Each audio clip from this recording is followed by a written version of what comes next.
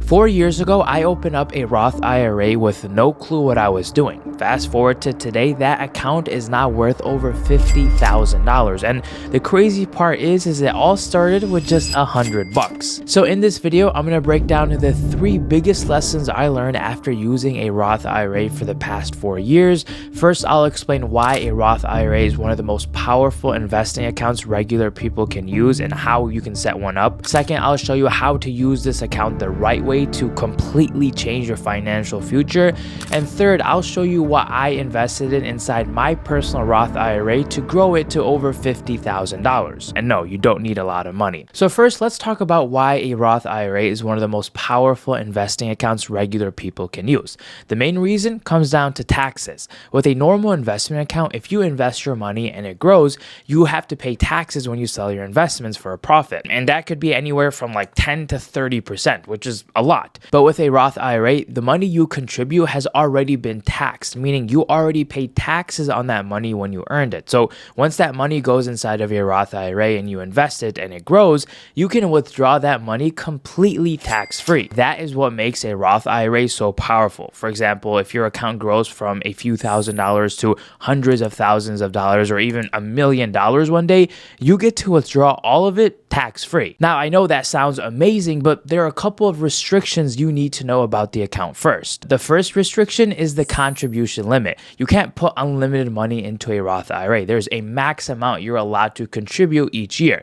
If you're under 50, the max you can put is $7,500 per year. But if you're over 50, you can contribute up to $8,600 per year. So the fact that the government limits how much money you can put into this account shows you just how powerful it is. The second restriction is income. In 2026, if you're single, you can contribute the full amount of $7,500 to a Roth IRA as long as your income is below $153,000 per year. Once your income is between $153,000 and $167,999, your contribution starts to phase out. And once you make over $168,000, you can't contribute directly to the Roth IRA anymore. And if you're married, filing jointly, the income limits are a little higher. You can contribute the full amount if your income is under $242,000. But once your income is between $242,000 and $251,199, your contribution starts to phase out as well. And once your income goes over $252,000,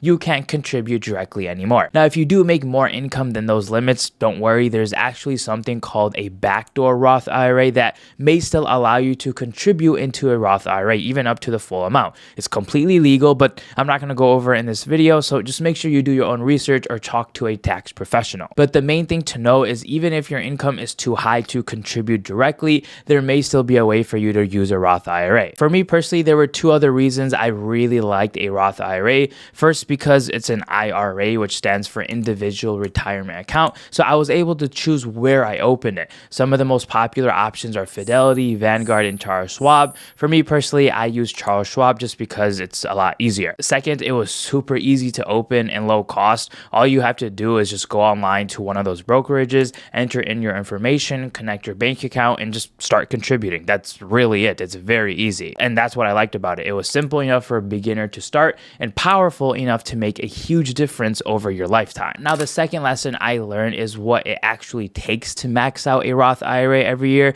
because saying max out your Roth IRA sounds simple, but actually doing it takes planning and discipline.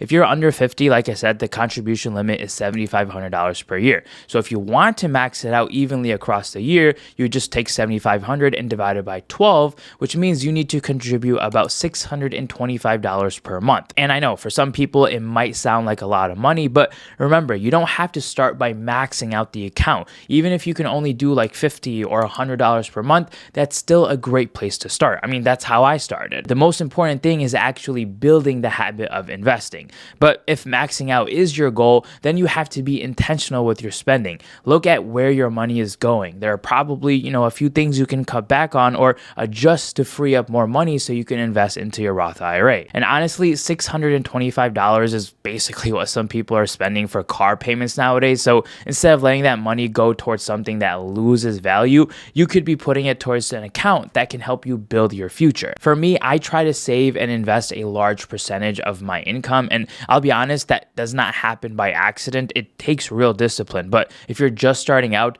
the most important thing is not maxing your account on day one. The most important thing, like I said, is building the habit of investing, because when I started, I wasn't maxing out my Roth IRA. I was only putting in around $100 per month because that's what I could afford at that time. I mean, I didn't even fully understand what it meant to max out the account. I was just trying to get started and be consistent. And that's why I think a lot of people miss. They think they need to make a certain amount of money before they start investing. They'll say, once I make 6 figures, then I'll start. Or once I have more money left over, then I'll invest. But if you don't build the habit when you don't have a lot of money already, making more money later does not automatically fix that, because more income does not always mean more investing. A lot of times, more income just means more spending. So even if you could start with like $50 or $100 a month, that matters because you're building the behavior. And once your income increases, you're going to start increasing your contributions as well. That's exactly what happened to me. I started super small. Then as my income grew and I understood investing better, I started increasing the amounts I started investing in the account. And eventually I started aiming to max out the account every single year. Now, another thing that helped me max out my Roth IRA was automation, because I know myself. If I had to manually log in every month and move money around, there's a good chance I would forget, I would delay it, or I would just convince myself that I'll do it later. So instead, I automated the process. The first automation is the transfer. Every month, money automatically moved from my checking account into my Roth IRA. And you can set this up all in your brokerage. It's super easy. It takes a few clicks. But unfortunately, this is something just a lot of beginners don't realize or do. And also, money inside of your Roth IRA does not mean it's actually invested. The Roth IRA is just the account. You still have to buy investments inside the account. So the second automation is investing the money. Once the money goes into the Roth IRA, it gets invested automatically into the funds or stocks that I choose. That way, the whole process has now become super simple. Money goes from my checking account into my Roth IRA, then that money gets invested, and I don't have to rely on motivation or memory every single month. That's one of the biggest things that helped me stay consistent. Automate the contribution, automate the investing, and make the process as easy as possible, because trust me, you will find excuses not to invest. Now, the third lesson I learned is how much this account can actually change your future if you stay consistent. Because after investing in my Roth IRA for the last 4 years, I contributed around $20,000 of my own money. But because that money was invested in the markets, that account didn't just stay at $20,000. It's actually now worth over $50,000. That means the majority of that money in that account didn't come from me putting money into that account. It came from my investments growing. And that's when investing starts to get exciting. Let's say someone earns an average annual return of 10%, which is the average the stock market has returned since inception. If you invest just $100 per month into this Roth IRA account, when you turn 18, by the time you retire at 59, you'd have over $699,000, basically close to $700,000. But let's say you chose to max it out. So, putting in the $625 per month. Well, instead of $700,000, you would have $4.3 million. Again, all completely tax-free. Imagine having that much money. And like I said, it's pretty much guaranteed too, because the stock market has averaged this return since inception. And the crazy part is this is only looking at if you have a Roth IRA as an investment. It doesn't include your 401k. It doesn't include any regular brokerage account or real estate or any other investments that you make in your life. That's why I think a Roth IRA is so powerful. It's not flashy, it's not complicated, but if you use it correctly and consistently, it can completely change your financial future. Now, the fourth lesson is what I personally invest in inside of my Roth IRA. For me, I like to keep things simple. A lot of my Roth IRA is invested into low-cost index funds. One of the main funds I invest in is VOO, which stands for Vanguard's S&P 500 Index Fund. This fund tracks the 500 largest companies in the world, which means instead of trying to pick one company like Amazon, Google, or Tesla, I'm investing into a basket of around 500 of the largest companies in the US. The expense ratio, or basically the fee for this ETF, is around 0.03%, which is extremely low. Now, there are tons of other cool stocks you can buy, like I said, like Amazon, Nvidia, Apple, or Google, but the main reason I like low-cost index funds is because they give me fewer headaches. I don't have to spend all day trying to pick an individual stock. I don't have to day trade. I don't have to look at charts. I don't have to guess which company is going to be the best one next year, I can just invest into a broad market fund that tracks the whole market and all these companies as a whole and hold it for long term. Plus, majority of all the big companies that you would buy individually are most likely already in these VOO or these S&P 500 ETFs. And like I said, for me, that gives me confidence because I'm not relying on just one single company.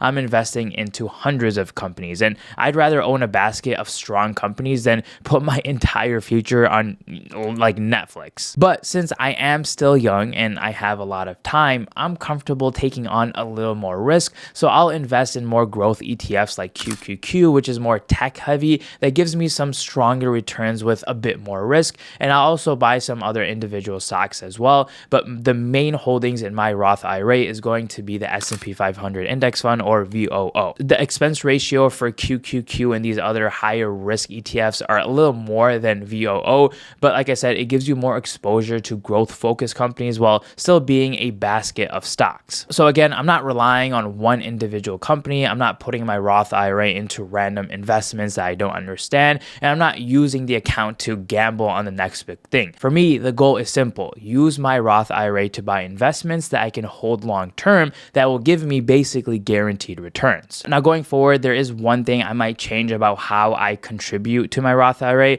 Instead of spreading out the $7,500 across 12 months, which I used to do, I think I'm going to try front loading the account earlier in the year. So instead of contributing $625 every single month from January to December, I might try to max out the account by June. That would require contributing around $1,250 per month for the first 6 months of the year. And the reason why I'm thinking about doing this is because it gives my money more time in the market. If I can invest the full amount earlier, that money now has more time to grow in the market. But that does not mean everyone needs to do this. For most people, just monthly contributions are more realistic and more attainable, and just consistency matters more than trying to optimize everything perfectly. Like I said, the most important thing is just to start the habit of investing. It doesn't have to be a lot. Even if it's just $50 or $100, it's still worth it. I mean, that's how I started and what was able to grow my account so much. So don't push it off. Create your Roth IRA, and I promise you, you won't regret it. Let me know if you have any questions down below. Subscribe for all things money, and I'll see you guys on the next one.